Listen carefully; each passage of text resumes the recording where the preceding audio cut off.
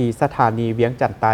ของสาธารณรัฐประชาธิปไตยประชาชนลาวกำลังกลายเป็นจุดศูนย์กลางขนส่งหมากไม้ที่สำคัญของภาคพื้นโดยปริมาณการขนส่งเฉลี่ยหลายกว่า 2,000 ต้นต่อมือเป็นต้นแมนหมากไม้เขตฮ้อนจากไทยมาเลเซียลาวและประเทศอื่นๆถูกขนส่งผ่านทางรถไฟลาวจีนบริษัททางรถไฟลาวจีนให้ฮู้ว่าสถานีเวียงจันทน์ไตของสาธารณรัฐประชาธิปไตยประชาชนลาว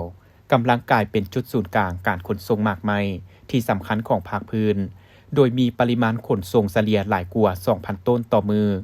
ในนั้นเป็นหมากไม้จากเขตฮอนเซ็นจากประเทศไทยมาเลเซีย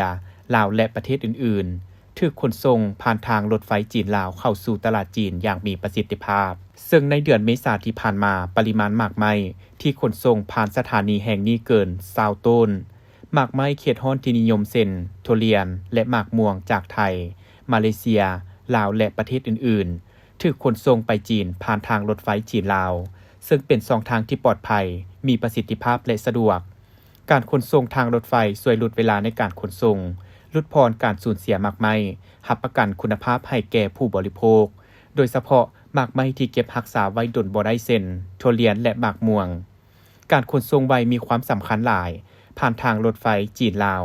หมากไม้จากภาคพื้นสามารถไปฮอดจีนในเวลาอันสั้นซึ่งตอบสนองความต้องการของตลาดจีนเพื่อรับมือกับความต้องการที่มีท่าเพิ่มขึ้นสถานีเวียงจันทน์ไตได้ปรับปรุงการจัดตั้งและเพิ่มจำนวนรถไฟสำหรับขนส่งหมากไม้พร้อมกันนี้สถานีได้ร่วมมือกับภาคส่วนที่เกี่ยวข้องเพื่อจัดตั้งมาตรการส่องเขียวและใบแจ้งการล่วงหน้าเพื่อเฮ็ดให้การขนส่งหมากไม้เข้าสู่ตลาดจีนได้อย่างว่องไวการขยายตัวของการขนส่งหมากไม้ที่สถานีเวียงจันทน์ไตบ่เพียงแต่แสดงให้เห็นความต้องการสูงของหมากไม้เขตฮ้อนในจีนเท่านั้นแต่ยังสุกยู่การพัฒนาเศรษฐกิจภาคพื้น